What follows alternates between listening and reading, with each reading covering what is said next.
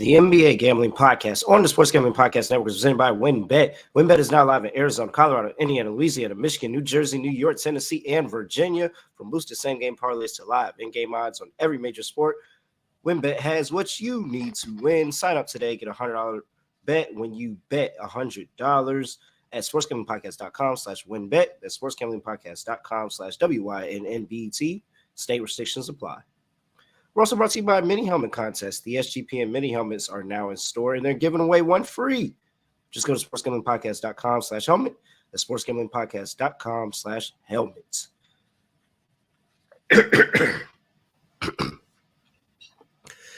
Yes, sir. We are back with another edition of Wow, my voice sounds terrible. Do you hear that, Scott? Yeah, I was going to let you work it out. I'm just chilling over here. You good? Wow, am I good? That sounds better. Yeah, victory cigar for your fantasy win last night. I guess so. I guess that's what it was. Or I was screaming so much at Austin Eckler to stop freaking scoring. All right, guys, excuse me for that. You're listening to the NBA Gambling Podcast on the Sports Gambling Podcast Network. You know me, know the voice, know the guy. I'm really real, villain, real, Terrell Furman Jr. at your service, and partner in picks. You know he's there. Scott Studio Right Show. Scott, what's going on? Nothing much. Ended up going to Florida, so I have a makeshift recording situation going on. Hopefully it works out. Wi-Fi's hit or miss. I'm using a hotspot. Hopefully it doesn't cut out at any point. But looking forward to going through the Tuesday card. Should be fun. And I'm also in the fantasy championship, so a bit of a stressful week of prep for the two of us. But either way, let's make some money, both in the NBA and in fantasy. Yeah, absolutely. And funny thing, that fantasy league I'm in, it's actually Rashad Jennings' fantasy league. So former Giants legend. Former Giants running back Rashad Jennings. It was really cool. So he allowed us into the league, and we're out there in the championship game. It's a joint team with me and my dad as the junior and senior squad. So it's a pretty good ride. We're here for a ride. I'm enjoying it. Now I do want to ask: has your dad contributed anything to the fantasy? Absolutely team? Nothing. Okay, absolutely nothing. Just making sure. It's purely all me. He is a silent name owner, and I would think I would compare it to if you think about the buses and what the brother bus was doing with the organization before he got outed. That's about the same contribution that my dad has had. Okay, all right. Still working though, so nobody's in. Yeah. Hey, we're got there. We're in the championship, so let's finish it strong. NBA action yesterday, first day after Christmas, was all right. I was still positive on the day, but I didn't get my lock. Bulls -7.5. I'm not touching the Bulls ever again. Oh, we're gonna get to Rudy Gobert in 1 second, but I'm not touching the Bulls for the rest of this. I'm good on them.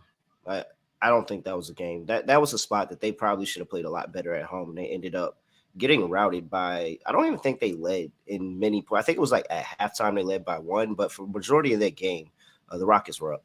They went on a run to end the second quarter where I believe they were up 1 at the half, but they trailed for about 90% of the game. It wasn't that close for Chicago. Houston just laid it on them. Yeah, that was it. Yeah, that 1 point lead at the half, and then it was just all Houston. Great call on me. Kevin Porter Jr. finished with 36 points. I was over his points prop, and I liked him in that game. He scores a lot in the paint, and there's just no paint presence for this Chicago? what's the name? Yeah, Chicago team. Yeah. All right. Other than that, Rudy Gobert is, I mean, it's so funny. He makes you look better and better every single day. Like every day we come on the pod, there's another reason why Scott can come up here and say, yep, 100% worst trade of all time. I called as soon as it happened that it was going to be a bottom 3 trade in the history of the sport, and we're not even half a year in, and he looks useless. And once again, you also can look at how Minnesota played when he was injured, and Minnesota won a bunch of games. Edwards was going nuts with 30-plus points, etc. He comes back, and they can't win a game. So, no, you can't even blame Towns because Towns is injured. But when Towns was playing with Gobert, they still weren't any good. So, Bam didn't play. Gobert had 5 rebounds in the first quarter. So you assume he's on pace for like 18 and 20, something like that. What he finished with 8? He had 3 rebounds in the final 3 quarters combined. Yeah, something like that. It was bad. He had 6, I think, at half. Like he had 5 in the first quarter. It's ridiculous. I mean, I don't I don't get it. Once He again, though, should have Bam not easily walked playing, into that. like that's rough. Bam's not playing. You have to dominate that game. I don't even care. All right. What else happened? My dog was the Pistons, man. It's That's that. rough. I can't believe they blew the cover. I don't. Yeah, they blew the cover, but the What money line was there, and they led by I what, knew. 12 with like 2:30 to go, 12 with Yeah, 3 they minutes. went It on. was I almost think impossible to lose that game. it was like a 14-2 run by the Clippers to Mhm. end the game and send it into overtime. I was just, oh my gosh, it And was Kawhi such a didn't great even read. play. I know it was such a great read. Paul George went crazy at the end, but it was Mhm. just, it was a great read. All right, let's focus. Done with yesterday's news. We're on to today's news, and we have a huge slate for this game. So we're just going to go ahead and dive right into it. First game on the docket, we have the Los Angeles Lakers going to play the Orlando Magic in Orlando. I have a number of -3.5 for the Orlando Magic in this game. 235.5 is the total. Injury report for these two teams, and we have here, as soon as it comes, there we go. So we have LeBron James is probable, Dennis Schroeder is probable, Anthony Davis, you're not going to see him, JTA, you're not going to see him, and for the Orlando Magic, you have Jalen Suggs, who is out, I and forgot that's, JTA was even on the Lakers. That's yeah, how I much know. he's had an impact this season. I forgot he was Steven there. Okay, cool. I just figured when they said they were signing him in the offseason, I'm like, oh, this is the next player that had a role on his other team that's going to come to the Lakers and do absolutely nothing. Even So, roll's a bit of a stretch. I don't even remember JTA playing much at all in the entire playoff run for Golden State, but he has experience with yeah, whatever that means. So there you go. he has a ring. He Yeah, has a ring. All right. You're laying 3.5 at home with Orlando. Are you gonna do it? of course. How am I not going to lay it with Orlando? We've been all over Orlando for a couple weeks. They've been cooking for us. They even won as a favorite a couple of games. It was either last game or a couple games ago. I'm trying to remember when they won as a favorite, but they've been. They won as a That was favorite. last game, I think. Yep. Right? Yep. So, 133, 113 against San Antonio. yeah, they beat the hell out of them. They had a nice second half push there. But you're looking at Orlando. They're 8 games under, but once again in great form. They're 9-9 at home, so they have actually been a lot better at home than on the road. Lakers are terrible on the road. They're 5-12 on the highway. They've lost 4 straight.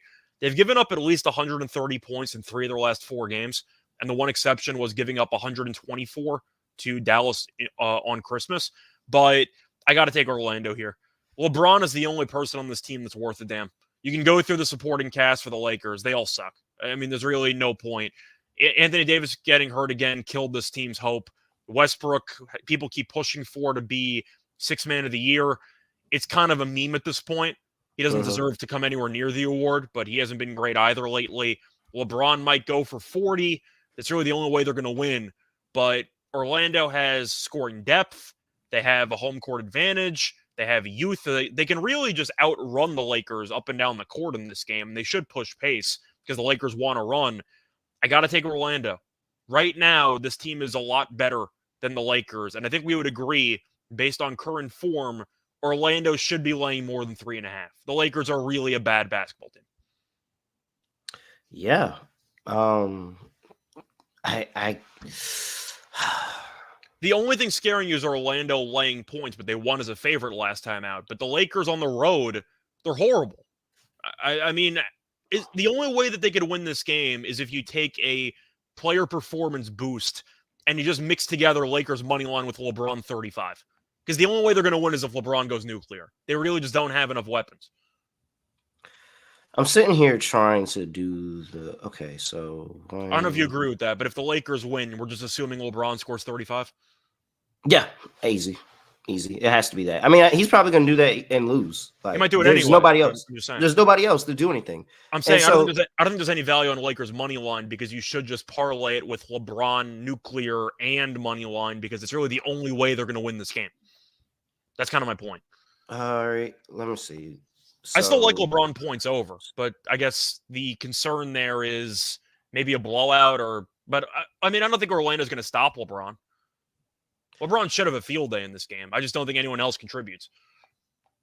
the Magic have covered 10 straight games. Yeah, they've been cooking. 1, 2, 4, 5, 6, 7, Now, they 8, were 9. getting Yes, points in a 10 lot of straight those games. games.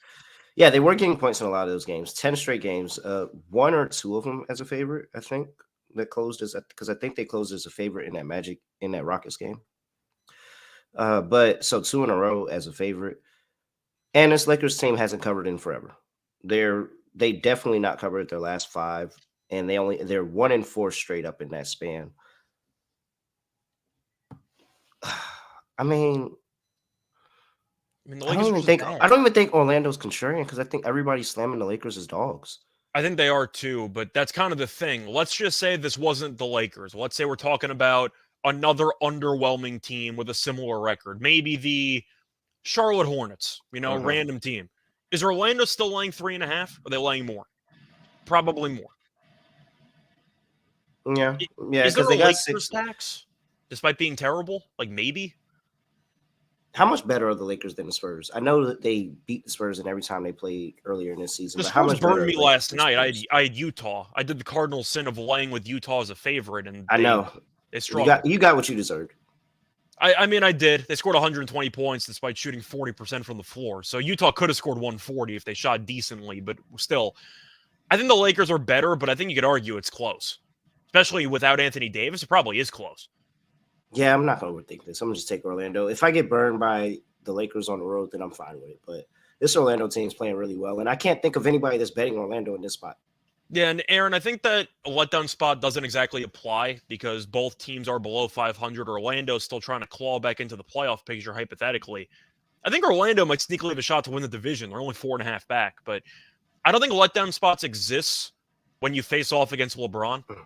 Like you mentioned how every player has their phenomenal game at MSG because of the environment and because of the fact that they get up for the spot. You're facing off against arguably the best player of all time. Like, I don't think letdown spots exist when LeBron enters the building. If LeBron was sitting, It's gonna be packed out.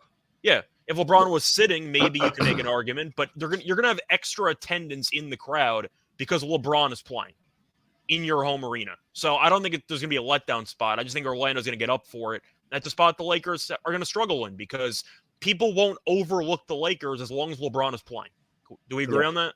Yep, I agree. So there you go. All right. Shoot. I'm just fighting this cold still. All right, let's see here. Next game. Wait, we got to talk about total 235.5. I'm not taking it under with the Lakers. I mean, their games are flying through the roof. Orlando scored 133 last game. They could score 130 again. It would not surprise me. So I'm on the over. Let's see. Four of the last 5 have gone over for the Lakers. 4 of the last 5 have also gone over for Orlando.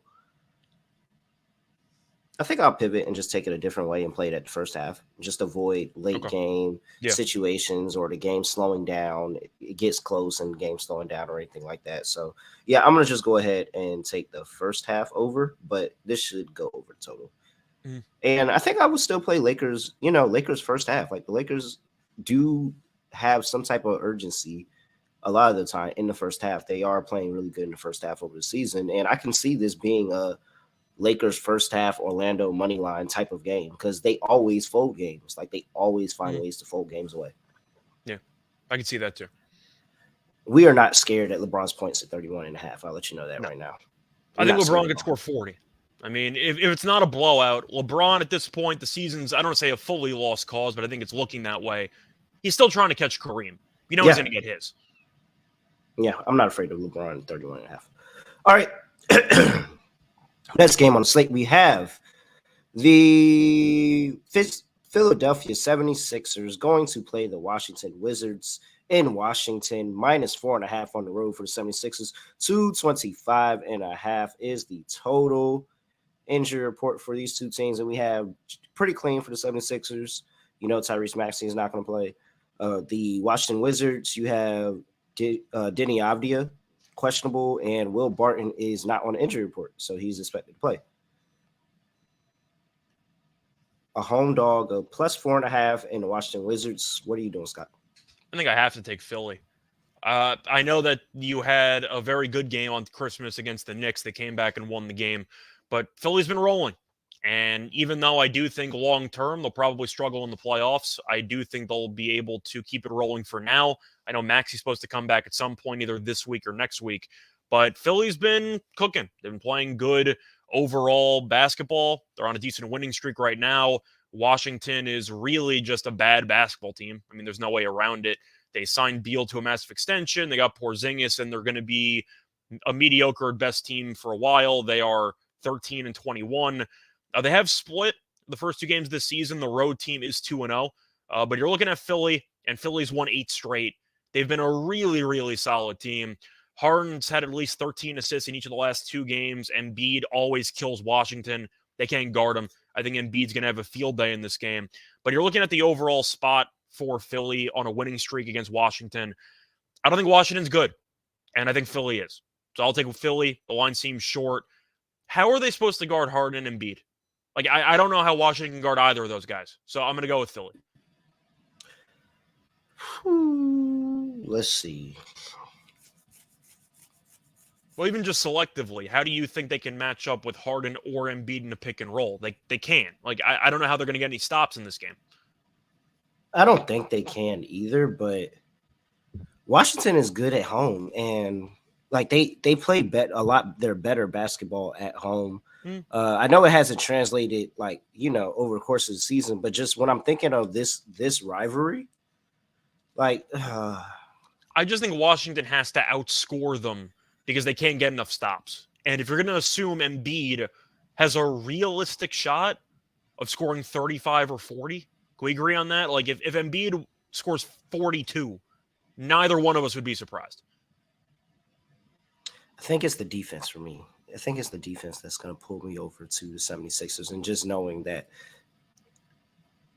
Washington can have a high-scoring game in this game, but I think that the defense for Philly is going to be the difference maker in being able to slow down maybe 1 possession, 2 possessions here or there, extend this lead a little bit. I'll take Philly minus 4.5. I'll ride with you. It feels really chalky. It really, really does. But, both of these teams get up for these spots no matter where they're playing it at. And this is a fun little rivalry to watch. So, yeah, I'll take Philly minus 4.5. That's kind of my main point, is that I think Philly can get stops defensively in this game. I don't think Washington can. I think Harden or Embiid or both can go nuts, and Washington's going to be up against it for the entire game because of it. But Embiid could go for 40, and nobody would be surprised. We saw AD go for 50 and 20 against the same team about a month ago. Embiid might just cook in this game. So I'm going to go ahead and go with Philly. Harden assists over. I'll take Embiid over. Embiid, once again, could just go nuclear, and nobody would be surprised. So I'll go with Philly. But I do think that Embiid and Harden double-doubles are worth a look. All right. Sitting there somebody just had to take a shot. Somebody just had to take a shot. They said sneaky double-double. Okay. It wasn't sneaky. I kept an eye on sneaky? it, but it's Harden and Embiid. Like, there's nothing sneaky about it. I think the 2 best players on the court to get double-doubles. That's definitely not sneaky. All right. What is a sneaky double-double is probably Kyle Kuzma. You would think it kind of Kyle Kuzma. I understand that all the bigs are playing in this game, but Kyle Kuzma finds a way to be able to still hang out around the rim and get rebounds. Like, he's a pretty solid rebounder for that team. And you got to think Kyle Kuzma's auditioning for other teams. Like, now after Christmas, this is where you get the best basketball people that are on the trade block, because it's not long until we get into the new year. Then after New Year, you have All-Star. Then after All-Star, you have trade deadline. So it's all coming really, really quick. All right, 225.5. First 2 meetings went over. I think Philly could score 120. But I feel like if I'm on Philly, I got to be on the under. I think I'm leaning under. Yeah, I just think that considering the fact that both meetings this season landed 229 or higher, and this game's only 225.5, it seems a little bit trappy for a total. I'm going to lean to the under. I think Philly's going to get more stops than people think. I think the books are taking, because this total's come up 4 points. I think they're taking money on it and moving the line up because they know people are going to keep betting it because of what happened last time. Like, how big the spread was last time, or not spread, but the total was last time when the game was over. So I think this is an under spot. Both of these teams, like you said, played each other already, more familiar with how the teams are playing this year opposed to last year. And again, Philly's defense is playing really, really well right now. And so I think this is a pretty good opportunity. Yeah, I'm on the under to 25.5. It's also the first game for Washington since the 23rd, so they might come out extremely flat. All right. Next game on the slate, we have the Houston Rockets going to play the Boston Celtics in Boston, minus 14.5 for the Celtics. 31.5 is the total. Injury report, we have Eric Gordon, injury maintenance, is unlikely to play. And then for the Boston Celtics, it's pretty clean. Nothing to report there. All right. Houston won last night against Chicago. So I was hoping that they folded that first spot and then came back and got up to play the Celtics the second game. Doesn't look like that happened. What are you doing here with Boston laying 14.5 and with Houston on a back-to-back? I feel like the line is definitely inflated because Houston played yesterday and Boston was incredible on Christmas and they beat the Bucks by 21. However, I'm going to ask you this. Since the Clippers just smacked the hell out of this Celtics team on December 12th by 20, you're looking at the schedule, and Boston's next game is a home game on Thursday against the Clippers. Is it a look-ahead spot? Potentially. Just wondering. Because if it is, I'm not laying 14.5. I like the think over in this game.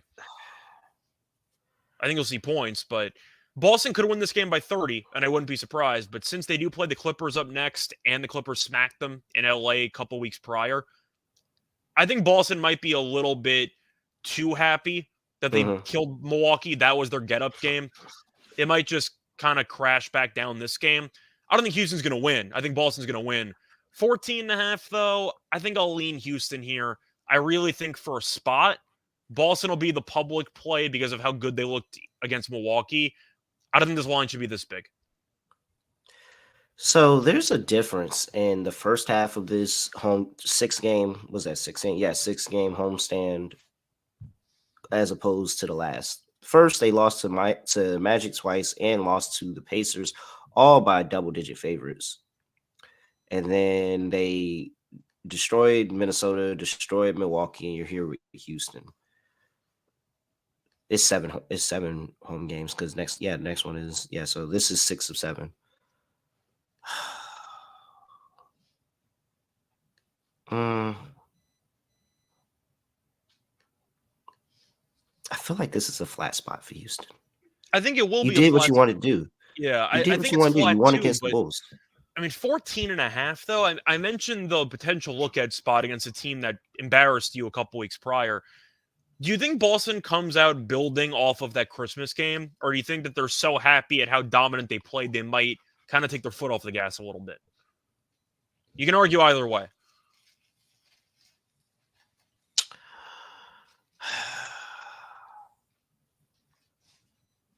I'm sad.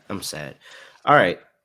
14.5 is a lot, man. The way I look at it, I think this game... That's literally... Are we in the NFL? That's big for an NFL spread. This game is... Based on the spread, I think it's close to where it should be. But I think that if Boston had beaten Milwaukee by like 5 on Christmas, this line might be 11 or 12. Like, I just think it's really overinflated because of how dominant Boston looked on a national TV game. I'm going to lean Houston. If Boston wins by 30, I wouldn't be surprised. I'm not going to bet this game. But when in doubt, I'll take the double-digit points. I think everybody's going to be on Houston. One, they just won. You think so? Yeah. Because they just beat the Bulls. Like, why would you're laying 14.5 at home with Boston? I don't think, did people forget that is it that easy? Did people really forget that they didn't cover this number at all between the Magic twice and the Pacers all at home? I think a lot of people might be distracted solely by the bells and whistles, pun intended, of the Christmas game. So I'm going to lean to Houston. But once again, if Boston wins by 30, I would not be surprised. They should win this game by 20 plus. I'm just concerned about the level of focus and if they maybe have one eye looking ahead to the Clippers game. Yeah, there's too many variables. All right, it's Houston plus 14. All right, it means you should slam the Celtics at home. So there you go. Yeah, I don't know. I'm not. I will give a slight lean to the Houston just because I don't like Celtics, but I really think I just got a feeling that Boston just beats the crap out of them. Like They should beat the crap out of them. They should. But I think they might be a little bit distracted. all right, I guess. I don't know. I guess I'll take Houston. I don't like this game. It just doesn't feel good per se. Yeah, no But chance I bet this game. Houston's been doing a lot better recently. So yeah, okay. All right. Sitting at the total 231. It's come down 2 points from 233. I kind of lean to the over, but the under money's throwing me for a loop here. I get that Houston could be fatigued. Maybe they're going to rest a couple players, but Boston, I mean, we just said, like, Boston could score 130. Like, it wouldn't surprise me here. I'm going to lean over. I just think you're going to see points here. So, yeah, I'm going to go with the over. Do you understand the under money? Because I don't really get it. Yeah, because you think that Houston doesn't do their part of scoring. I don't know if they need to do their part, to be honest with you, but, like, I don't know.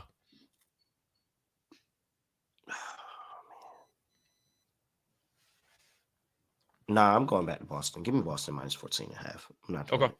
Give me Boston minus 14.5. I think they roll in this one. Okay.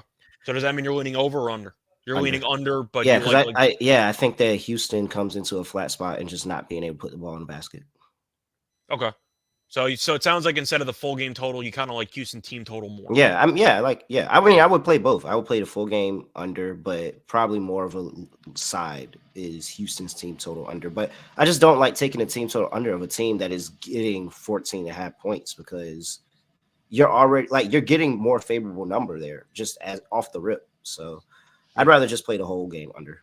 All right.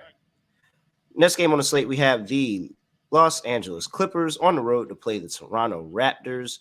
The Raptors are laying 4.5 at home. 219 is the total injury report for these two. And you have the Clippers, who Kawhi Leonard's expected to play in this one. Clippers are coming off back-to-back as well.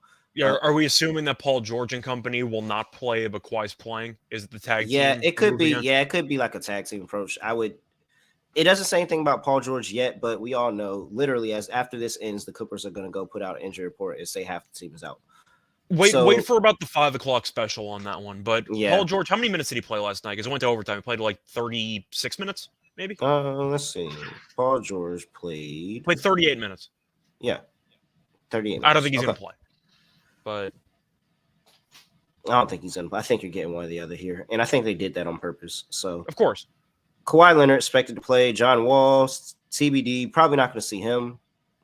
And you have Precious Achiuwa, who is doubtful.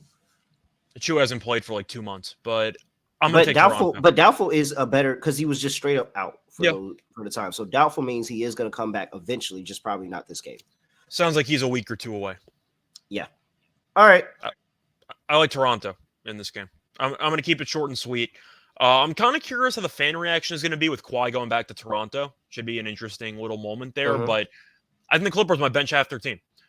We know that the Clippers are willing to rest players all the time. They're off an overtime game, off of a layoff because they didn't play on Christmas. So a lot of the players had to play a bunch of minutes yesterday.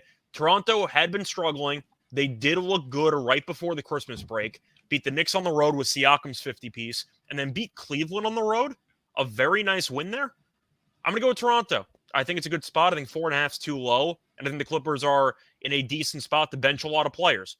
But off of an overtime game with a thrilling comeback that had 273 points, I think your team's going to be gassed. And you're also traveling to Canada.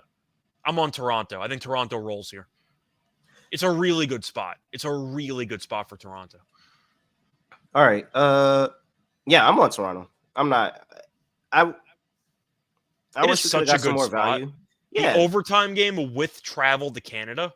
And the fact that, one, I already told you this season, I like Toronto at home. They have a great home atmosphere this season. I feel like when I've looked at the games in Toronto, that the place is hyped. The place is crazy. So, yeah, give me the minus 4.5 is what it's at. Yeah, I'll The lay crowd four should and a be half. even more amped up because Kawhi's in the building. And that's the other part of it. Kawhi, this team is going to get up for playing against him and this Clippers team. And I don't think the Clippers are really. How are the Clippers on a back to back? Like this is one of the most injury ridden teams of the league, and they're playing in a back to back. Like And it's so, after a layoff. Like, I don't know why they'd use half their players in this game. and they And haven't and we just been. talked about it from the Celtics perspective. They play Boston on the road next game anyway. Yeah. So travel, not only just travel on a back to back, but travel into a different country on a back to back. This got to be like one of the best plays of the day. Toronto probably will be my lock of the show, but as of right now, it's the leader. The spot's too good for me. Yeah. All right, minus 4.5. Total is sitting at 219. I'm on the under. I think the Clippers might bench half their players. Yeah. And Toronto, we know Toronto runs a slow pace. Clippers can run a slow pace as well. Not really seeing a bunch of points here. I'm on under. If he plays, I don't mind Zubac double-double, but I'm not sure how many minutes he's going to play. Okay. I hope they announce Zubac out. That's what I hope. You want the Moses Brown props. Yes, I want all the Moses Brown props. All right. It's crazy. They don't have a backup center. They just choose not to use him. Like Zubac is really their only center, and they have one in Moses Brown, but they choose not to use him at all. They had Hartenstein for a cup of coffee, but now he's on the Knicks. Yeah. All right. The Atlanta Hawks are going to play the Indiana Pacers in Indiana. The Hawks are laying 1.5. 238.5 is the total. For the injury report, we have Clint Capella is out. DeAndre Hunter's questionable. Jarrett Culver is out. I don't even know how to say his name. Vit is questionable. I'm not going to butcher his name on here. I'll look that up later. And for the Pacers, you're not going to see Daniel Tice, so pretty clean injury report for them. And I think it's pronounced Krejci, but it doesn't matter anyway. All right. I don't think I've ever seen him on the court for them, actually. I don't either, but I'm pretty sure it's pronounced Krejci, just based on hockey. Okay. For the Pacers, they are on a back-to-back. They played the Penguins, not Penguins. I got you in hockey mode. Yeah, I know. You just said it, and it put me dead in. I'm just saying, mode. David Krejci's been around for a long time. It's pronounced Krejci, so I'm assuming it's pronounced the same way.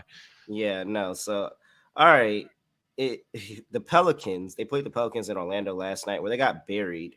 And Aaron's saying what happened to the Pacers last night. You mean New Orleans, but whatever. Doesn't matter. New Orleans. But yeah. I said that I thought that the Pacers were going to have a really bad spot, and now they're coming back home on this back-to-back, playing against Atlanta. Is there any case for Atlanta getting up on the road? The argument is the first game after a layoff. They had a pretty rough, first portion of the year. Maybe they get it going. But now you have Trae Young trade rumors circulating, and he still doesn't get along with the coach. The team is completely shot. I think they should trade Trae. I don't think they're going to. I think that they're going to ride it out and it's going to fall apart. I think they're going to fire the coach at some point in the next month. The team's just not very good. Trae doesn't do anything off ball. He's one of the worst defensive players in the league. And him and DeJounte can kind of do their own thing. But Capella being out's a big deal because Capella's a good rebounder, a good rim protector. And you're looking at their replacement center, Okongwu, and he's undersized. He's not bad, but he's undersized. So I think it's a good spot for Indiana. You can say that they're on a back-to-back, but they got blown out. So the starters didn't have to play much late in the game. And you could argue that Carlisle get the team pumped up because they no-showed the first game after Christmas. And you have to always worry about how a team's going to play after a long layoff. Indiana had their awful performance. They can bounce back now. It's mostly fading Atlanta. I think Atlanta stinks. I just think that Atlanta is a bad basketball team that's fundamentally flawed because they can't guard anybody. And when Trae has the ball in his hands, it's a lot of standing around from their supporting cast, and nobody else can really shoot. So I'm going to go with Indiana. I think I'm leaning over, as crazy as that sounds. I know it's a high total, but I really don't see much defense. I love Trae Young double-double in this game. Trae double-double is like minus 130. I think it's a great price. He's had, I believe, a double-double in 7 of his last 8 games against Indiana. But once again, it's a total of roughly 240. Double-double at minus 130. Like, yeah, I'll take Trae double-double all day, every day. Halliburton probably assists too. I see a lot of points. So give me the props. That's kind of my approach. Yeah. So, and that's really where I was kind of going with this. The Atlanta Hawks are giving up 40% from three in their last 5 games on the road. We talk about how bad they are on the road this season. Well, just in general, like they're just really bad on the road. And so I think this is a spot where everybody's hammering Atlanta. Like everybody is hammering Atlanta in this spot where Mhm. because the Pacers got killed last night, because the Pacers are on a back to back with traveling, but they're at home this time around. I think that's something like they probably got on the plane last night, got back to Indiana, and slept in their own beds. Yeah. So that makes me feel a little bit better about this spot, even though they're on a back to back. Give me Indiana plus 1.5. I think this is a good spot to fade the public because I know the public is coming in heavy on Atlanta here, getting a short number at on the road. Yeah, I'm trying to just look through some other props if I'm tempted by anything else. Let me see what I can find. So Halliburton double doubles minus 115. Trey double doubles minus 115. I have to like the 115 there for Trey. Mm-hmm. And Halliburton. I don't see odds on him, but a Kungwu I'm tempted by, but I don't see a number. But since Mm-hmm. Capella's out, I feel like there's going to be value automatically. Do you want to make a case for Miles Turner plus 220? Or is he so allergic to rebounding it doesn't even Fuck matter? Miles Turner. Okay. Fuck him. He's Bam treatment every time we get on his rebounds, and now we can add Rudy Gobert to that too. Every time we get on their rebounds, they fold and they I have gave like up on two. Gobert months ago. I tried. Yeah, so Jalen Smith, that's who we back. We back Jalen Smith. Okay. Jalen Smith has been a great rebounder. You can watch him, and it's like he has an emphasis on rebounding in his game just to make sure that he gets the ball, whether it's on the offensive boards, whether it's coming back and starting to transition on defense. Jalen Smith, he hangs out around the rim a lot. He's been a really, really good player for them coming off the bench at sometimes, starting for them at sometimes. I think Jalen Smith is the guy whose rebounds we target. Mm. All right. 238.5. I said I'm leaning over. Capella's not playing, so they should play even faster and have even less rim protection. I think I'm on the over. It's a huge number, but I think I'm on the over. Yeah, Capella's big because he can give you some rim protection. I don't know what a Kungwu can do. I know that a Kungwu's been pretty good this year. He's what, 6'8", 6'9"? Yeah. You lose a lot of rim protection.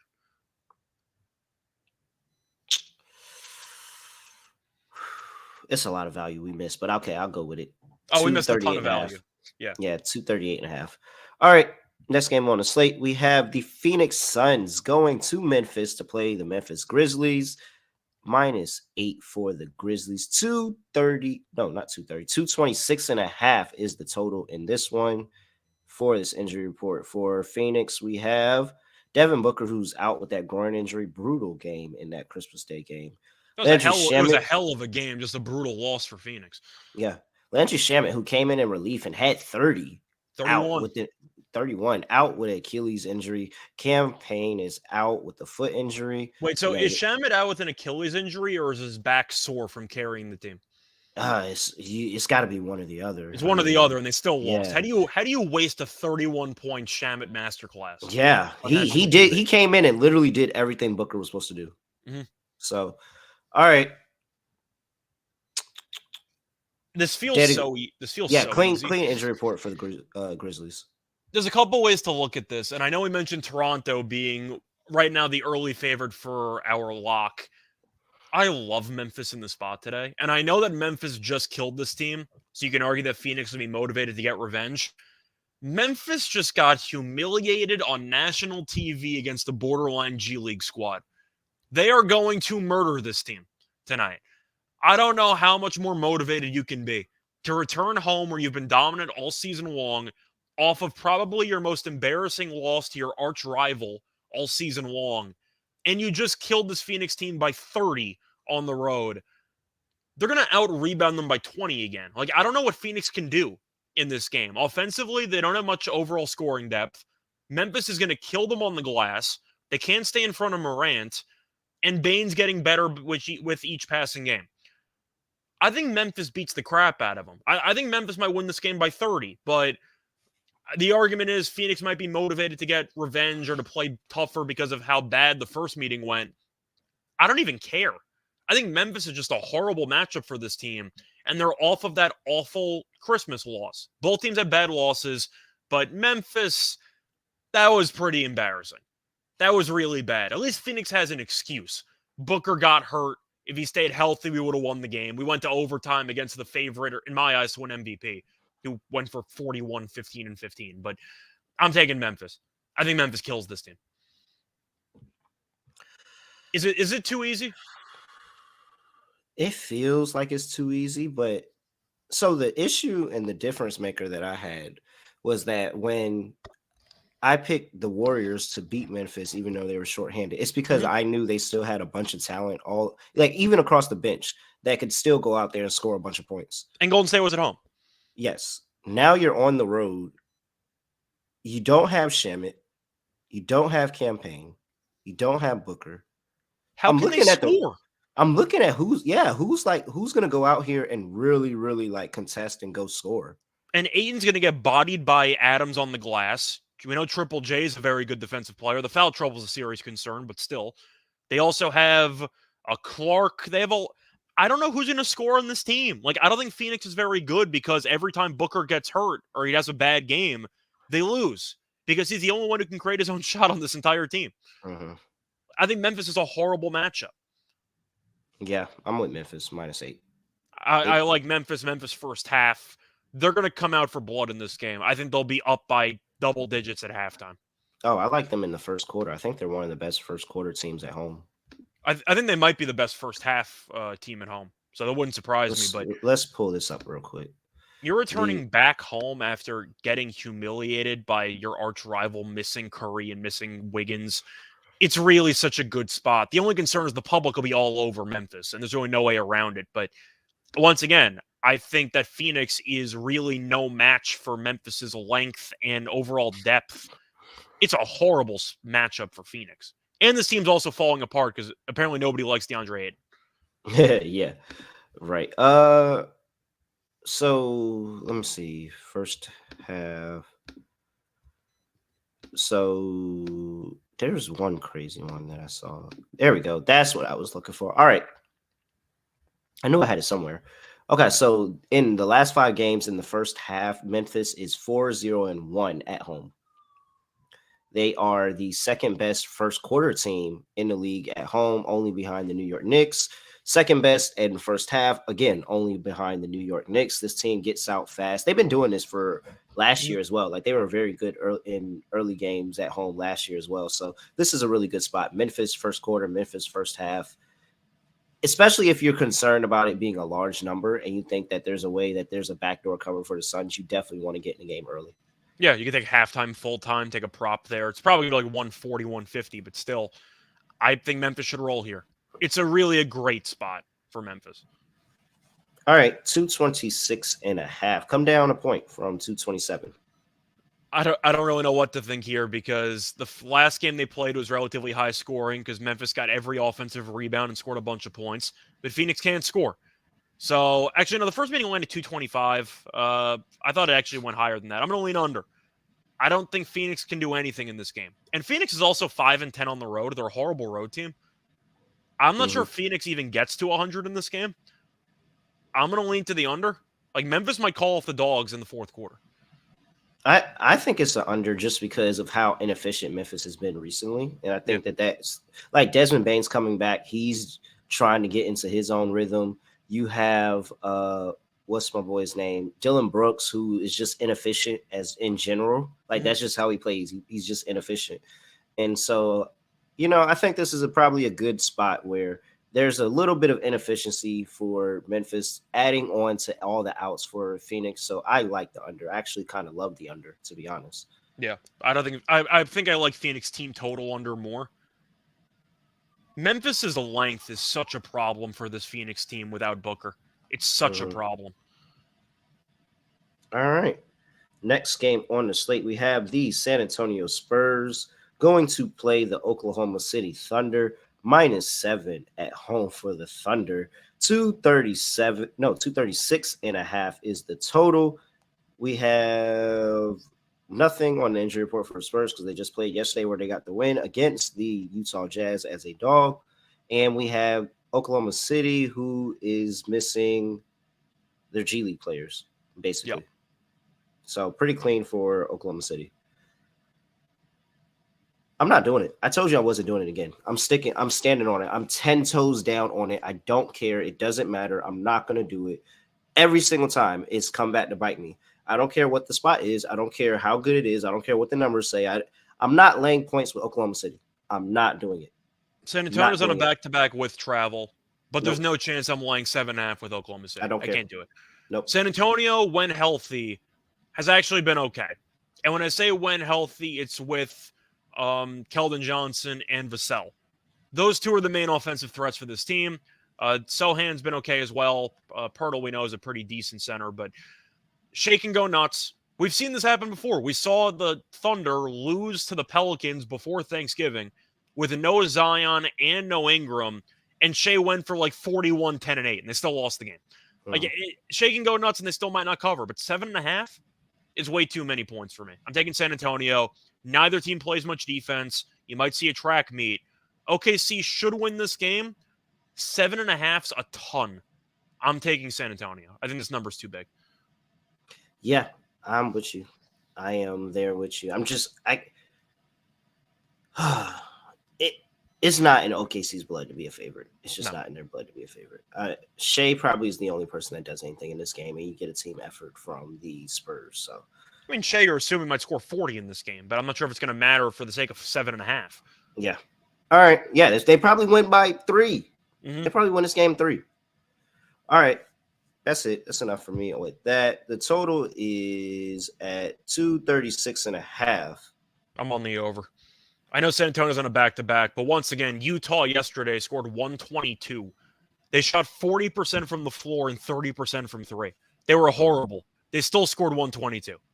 I see a bunch of points in this game. I'm on the over. Where is my...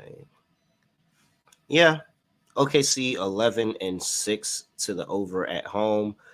San Antonio 9-6 to the over on the road. They both cover, like, these are over teams. These are over teams. Only thing is the last 10 games is struggled for OKC, but I think this is a good spot where the Spurs are going to force them to go play, because I don't think OKC is about to let the Spurs just come in here and run wild. I think OKC is going to put up points too. It's just I don't think it's going to be to the tune that they cover 7. All right. Next game on the docket. No, before we talk about that, got to talk to you about WinBet, because the official sportsbook of SGPN, where you have the DGens only parlay wheel. They give you live betting, same game parlays, and the win build your own bet function. You can do that for some of these games and just make a crazy build your own bet, and that be it. So, great promos, odds, and payouts all right here at WinBet. Ready to play? Sign up today. You receive a special offer. Bet $100, win $100 free bet. Limited to state availability. Whoa, that was a tongue twister.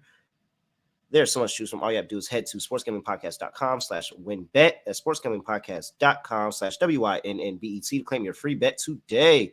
All subject to change. Terms and conditions at winbet.com. Must be 21 older, present in the state where playthrough WinBet is available. If you or someone you know has a gambling problem, call 1-800-522-4700. And don't forget to enter the SGP mini helmet contest. Is going through the rest of the year. All you have to do is go to sportsgamblingpodcast.com/helmet. We are giving away a free SGP mini helmet. Go to sportsgamblingpodcast.com/helmet. All right, Scott, let's keep the thing rolling. New York Knicks are going to play the Dallas Mavericks. Mavericks are laying 5 at home. 219 is the total. Injury report for these two, and we have for the New York Knicks, Jalen Brunson is questionable with the hip injury. Oh, come on. You're not gonna... You're turning back to Dallas. Come on, man. I know. He's Suck gonna it play. up, man. He's gonna play. He's gonna play. And for the Mavericks, we have Dorian Finney-Smith, who is out. Kemba Walker's questionable. Wow, Frank still actually gets minutes for this team. All right, he's questionable. Defensive specialist, Frank. I hate him so much. I know. You should, because he was terrible. Josh Green and Maxi Kleber.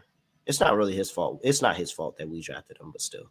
Yeah, Josh Green and Maxi Kleber, you're not going to see in this game. Can you get me to any point where I would feel comfortable laying 5 at home with the Mavericks? I'm actually going to lean Dallas in this game. I'm not going to bet this game. No chance I bet it. But the main argument is you stick with what's worked all season long. You fade Dallas on the road. You back them at home. Now, I know against the spread, they haven't been great at home. or in general. But 9-17-1 against the spread as a favorite, 7-10-1 at home. I'll ask you this. If Brunson ends up not playing, do you think the Knicks have enough to get by in this game? Yeah, I do. Okay. Offensively, I do. You think they do? Okay. I'm just throwing that out the possibility. But I don't know. This line seems very weird because I think the Knicks are a better team than Dallas. I don't think it's close. I think the Knicks are actually a good basketball team. I don't think Dallas is any good. I think they're a mediocre team. Yet Dallas at home has been incredible. The Knicks lost the game against Philly on Christmas, which was a very good game. It was competitive. They just ran out of gas in the fourth quarter. But this line seems extremely trappy to me. And I think I'm going to lean Dallas. I don't really know what it is, but at first glance, I thought this line would be closer to like 2.5 or 3. 5 seems large, but I don't know. It feels like they're daring you to take the Knicks on the road. I'll back Dallas, who's been a very good home team at home, but I don't really feel comfortable betting anything in this game. I'm just going to stay away, but I'll lean Dallas. Okay. I'm not. This line seems a little trappy though. Like if I told you to price the line, wouldn't you have Dallas at like 2.5? Yeah, probably, but and there could be. I don't know. I'm just not. I can't get behind the 5 points with Dallas. Once again, I said I think the Knicks are a better team than the Mavericks. I just find the line extremely trappy. I'll lean Dallas, but there's no chance I bet it. I'm going to stick with Knicks first half. Makes sense. One of the best first half teams in the league. This is how they play. And again, this does mean a lot to Jalen Brunson. I think that early on, especially with his dad on the bench, I think they're going to get out really, really quick against this team. And then that's when they get into the third quarter, and then that's when they start disappointing. But they had, I think, a really good first half when they played each other in New York. So they did. They got outscored by like 30 in the third. It was like one of the worst third quarters I've ever seen. Yeah. And so, yeah, I'm gonna back Dallas here. I'm gonna back the Knicks here in the first half. I get Dallas probably wins the game, but I just don't trust them to cover the number. I know they did it against the Lakers, but it's the Lakers. I don't trust them to cover the number. They might win the game though.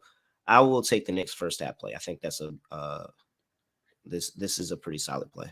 I think you might be onto something for the first half because to go through the last couple of games, it's only a sample size of 3. So I will concede it's a small sample size, but it's the best I got. Dallas in the last 3 games, +7 in the second half in point differential. You're looking at the Knicks in the last 3 games, -3.3. We know Thibodeau's teams have a hard time late in games because they go so stagnant offensively. They isolate too much for Randall, and there's a lot of really bad possessions. But I do think the Knicks first half would be probably the best play for the Knicks because it wouldn't surprise me if Dallas, with the home crowd in that second half, gets going. And we've seen Thibodeau's teams implode in the final 24 minutes of games. All right. Yeah, I'm with you. Total sitting at 219. I think I'm going to lean under. I feel like Dallas and the Knicks in that second half, the pace is going to be disgusting. You know, like I just see a bunch of awful half-court possessions in the fourth quarter. You might see like 42 points in the fourth quarter. I think I like the fourth quarter under as like my favorite under because I just see a lot of isolation, ugly possessions between two teams that love the half-court late in games. I'm going to lean under, but I think I like the fourth quarter under the most. Very, very niche play, but I think there's some value on it. Chat seems to be with us in the Knicks first half play. Knicks have 4 straight overs.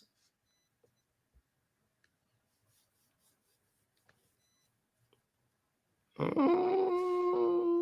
want to see what that number is in the fourth quarter because that fourth quarter under just based solely on pace and what we're expecting in what should be a physical game between these teams. I kind of naturally have to gravitate towards the under in the fourth quarter. Do we agree on that? Yeah, no, I got you. I'm with you on the fourth quarter. I'm still trying to get mine. It's going to be somewhere in the 50s for the fourth quarter. Okay, that's the first quarter. Damn it, give me fourth quarter lines, cowards. I'll take the under with you. That was ugly. I'll take the under with you. So I only see it in like parlay form, but from what I can gather, fourth quarter total points seems to be around 53.5, which I love the under on. Like, Yeah. I see the rock fight in the final 12 minutes. Mm-hmm. Especially if it's a close game. Yeah. All right. I think I'll play the first half over. Okay. If I play it, I think that Jalen Brunson coming back, it's still kind of, around the holiday time. Both of these teams actually play each other really, really well. So I think that this is going to be an opportunity for them both to put a bunch of points up. And then we get into that slower pace that you were talking about in the second half as defenses try to rise a little bit more to the occasion. So I think a first half over is a decent play. Yeah. Unfortunately, I don't see a line on it, but I do have a sneaky double-double here. Mitchell Robinson. Shots. I see Mitchell Robinson, but I don't see numbers on it. But I think it's a good spot. Robinson had a double-double on Christmas. Dallas really has no length at all, especially with the injuries that they have. They currently have Christian Wood and a splash of Dwight Powell. Like, they don't have really any size. It's literally just a splash. Like, That's how you put the orange juice in the mimosa and you just a little bit of orange juice. Little dash. Yeah, that's how much Dwight Powell is playing for this. It's about a 6-minute dash to start the game for Dwight Powell, but I think Mitchell Robinson should get the rebounds, and I think with the lob threats, he should get a lot of vertical spacing because nobody on Dallas can jump with him. He might get a lot of lobs in the paint. I think you're looking at a very solid double-double shot there with Mitchell Robinson, probably somewhere in like the 2-to-1 range, 3-to-1 range. He doesn't get many double-doubles, but it's a good spot. Yeah, I like a double-double for Brunson if he plays. I think that's how I'm going to play his return to Dallas. I would play it with a double. I'm not sure if I can actually find a line on Robinson, but I'm going to look for it. I doubt it because without Brunson's being officially in the lineup or not, you're probably not going to have any props on the Knicks. But Mitchell Robinson, based on the matchup, should have a good spot there for at least 10 rebounds. And at that point, you'll take your chance on 5 dunks or maybe a free throw or 2. Yeah, I'm with you. All right, next game on the slate. We have the Charlotte Hornets on a back-to-back going to play the Golden State Warriors, -4.5 for the Warriors. 240 is the total injury report for these two. And we can't really tell you too much about the Hornets. They played last night. Dennis Smith Jr. and Nick Richards are both TBD. And for the Golden State Warriors, you have Andrew Wiggins, who's going to be out. Draymond Green is probable. JaMychal Green is out with health and safety protocols. Andre Iguodala is there. He's a veteran leader. Yeah, veteran leader from the bench, playing about the same minutes as he's actually playing less minutes than Udonis Haslem. No, Haslem had to guard Tatum every now and then. So yeah, he's played more minutes than Iggy this season. All right. This one feels simple to me, doesn't it? We just back Golden State. Back in Golden State at home. I mean, Golden State's 2 under. They're not a good team. They're 13-2 at home. They're 16-18 overall. They're 13-2 at home. Charlotte's on a back-to-back.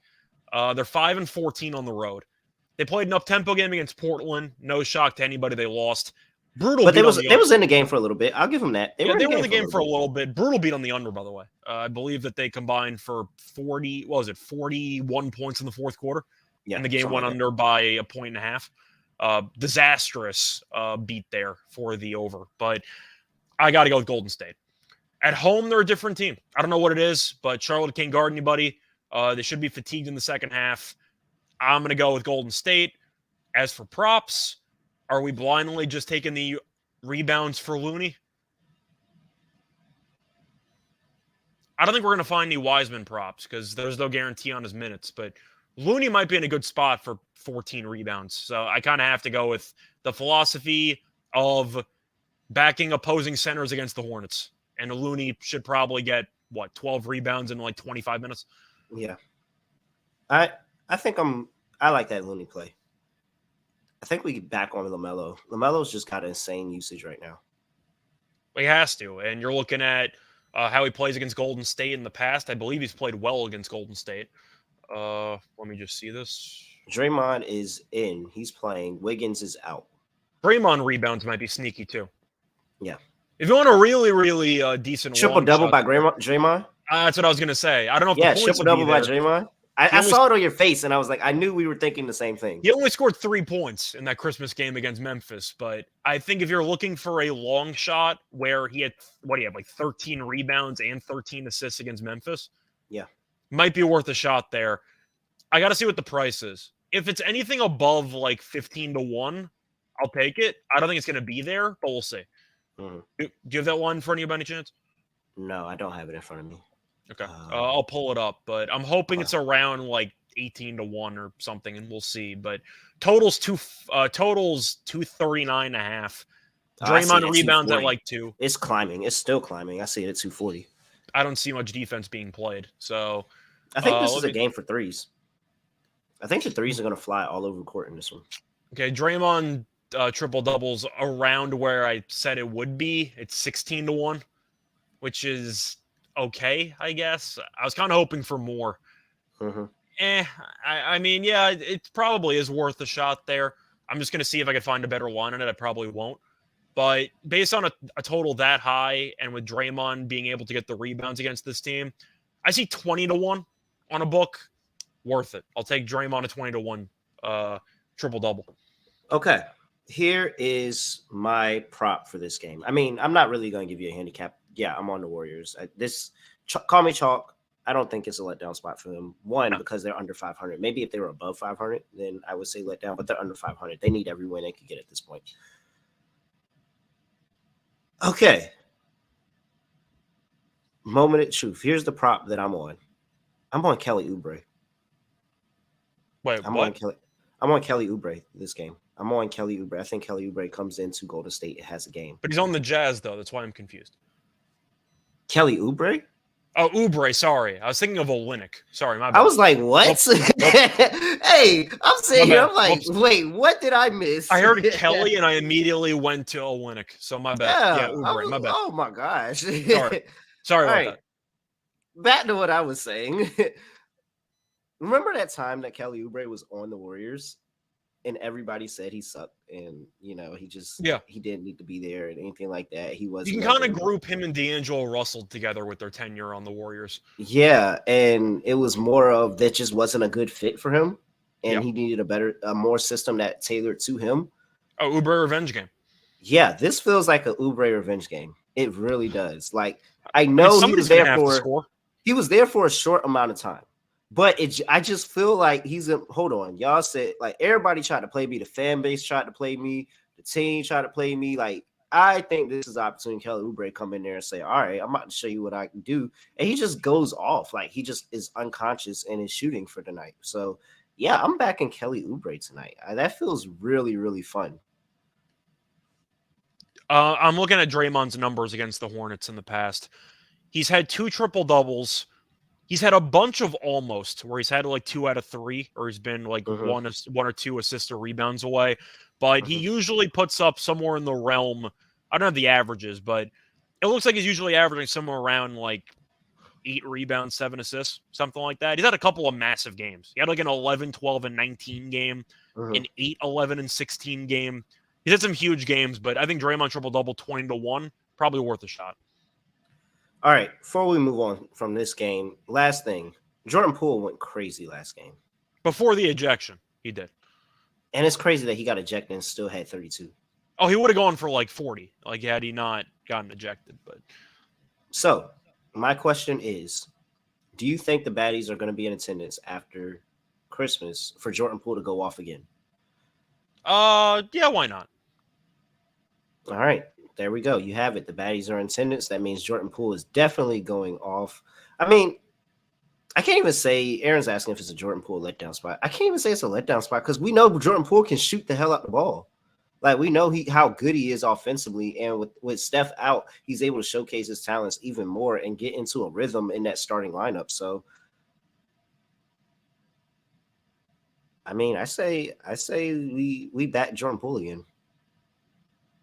The only concern I have is I think there might be some blowout potential, which is a bit concerning because I think Charlotte could get buried in this game. But I think I agree with you, though. I think I'm going to end up going with Poole to have a good game. Maybe Poole threes, something like that. But by the way, if you want to play it safe on the Draymond stuff, you can take Draymond without the 10 points. You can just get rebounds and assists, 10 plus each. It's plus 800. Okay, that's good. All right. Next game on the slate, we have 240 is the total. We're not taking an under with Golden State, are we? I'm not. No. Yeah, 240 over. Okay. Denver Nuggets are traveling to Sacramento to play the Sacramento Kings. -3 for the Nuggets on the road 240.5 is the total. KCP is probable with the wrist injury. Jeff Green is out. And Sabonis is questionable. Excuse me. So Sabonis has something wrong with his thumb. Yeah. I think they said he did they needs say he's surgery getting on it. surgery? They said he Yeah. needs surgery on it, but he's going to play through it. Does that affect anything? It should. I mean, just a matter of comfort. Sabonis, I don't know if dribbling's going to be an issue. He doesn't shoot many jump shots to begin with, but occasionally he can step out from like 14 feet, attempt a jumper. I think it's going to matter. You could argue that it matters for passing, if it's going to impact the accuracy on it, but it should make a difference. I mean, he's probably the most important player on the team.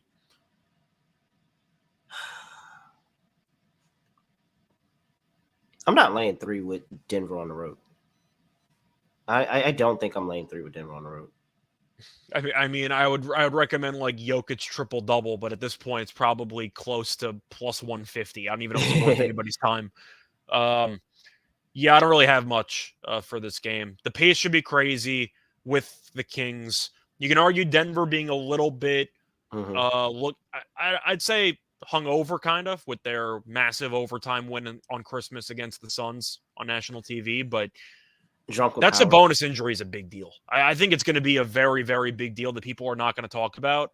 And I think Jokic is just going to feast in this game.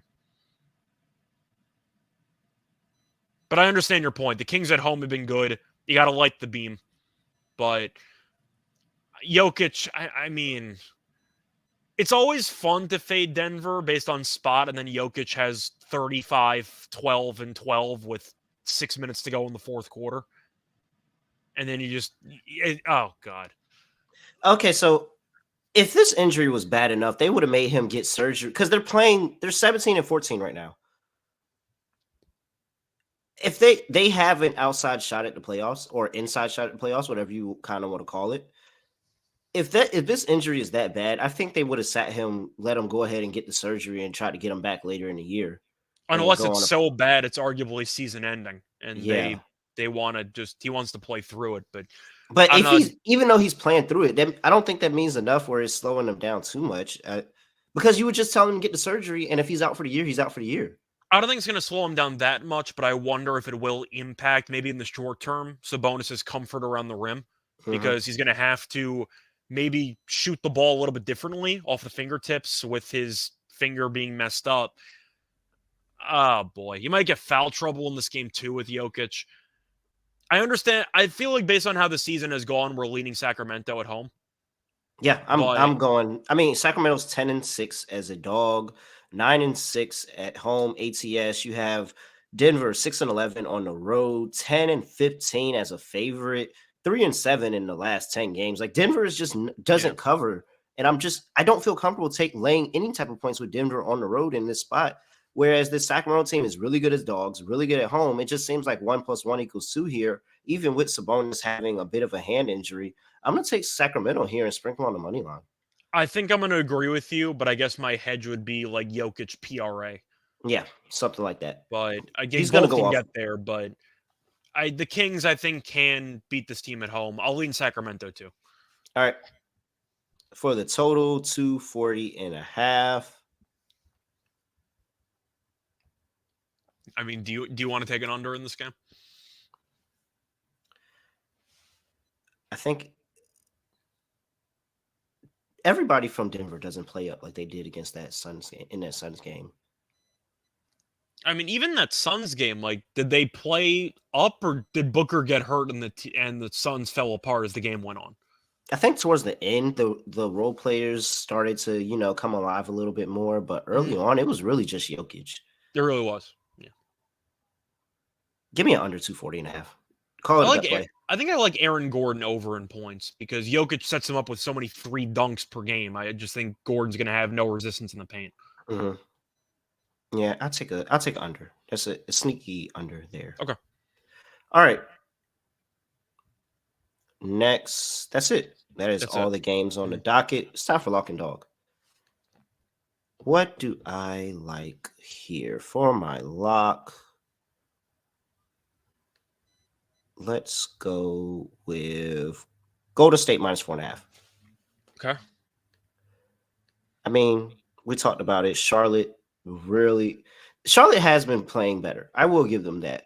I just don't think that's going to equal a win here for that team and anything else. So, yeah, I'll go ahead and take Golden State minus 4.5 for my dog. Kings, Knicks, San Antonio.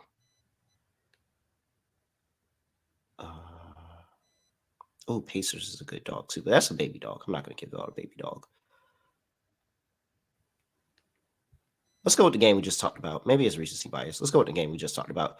Like the beam, give me the Kings plus 130.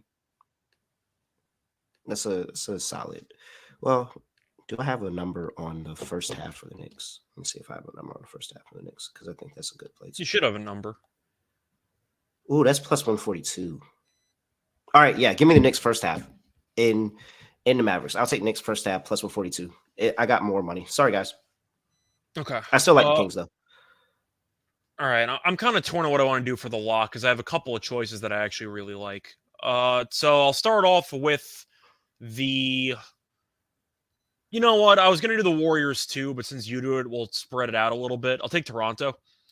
Oh, man, I thought you were going to take Toronto. So, no, if you want the Warriors, you can have the Warriors, and I'll go Toronto. No, it's fine. We both like the plays. I'll take Toronto minus 4.5. Clippers on a back-to-back off overtime with a high-paced game with a thrilling comeback. Paul George played 38 minutes. Kawhi's going to play, so I'm assuming Paul George and company won't. Toronto looked good right before the Christmas break, beating the Knicks and the Cavs on the road. I'll take Toronto at home. Crowd should be amped for it because Kawhi's returning to Toronto. I'll take Toronto minus 4.5 as my lock. And for my dog, I will go to an alternative spread. I will take... Question is, how big do I want to go here? Mm-hmm. I'll take the Grizzlies minus 12.5 at plus 168. I think they bury the crap out of Phoenix in this game. I think Phoenix is going to get murdered. They lost by 25 against this team about a week and a half ago. Phoenix is falling apart at the seams right now. Booker's already out. Payne's still out. They don't have much depth. And they can't score against this Memphis team. Memphis, off of that embarrassing loss to Golden State, I think will be very, very amped for this game at home. Memphis could win this game by 30. It would not surprise me. But I'll go with Toronto minus 4.5 as my lock, and I'll take the Grizzlies minus 12.5 at plus 168 as my dog. All right. Anything else for the people before we get up out of here? No, a lot of good games. Seems like we liked a decent amount of plays on the card. So let's make some money. Absolutely. If you're not, make sure you subscribe to us on YouTube. Make sure you go and follow the NBA Gambling Podcast on Twitter at SGPNNBA. Make sure you leave a subscribe. Make sure you comment. Make sure you like. Make sure you do all of that stuff. Make sure you leave us a review. We need that. Leave reviews on Spotify, on Apple, wherever you get your stuff. We gave out a whole bunch of content for this episode. Appreciate you all for listening. And after saying all that, still have no crazy fun catchphrase in podcast. So we're going to end it like this. We are out of here.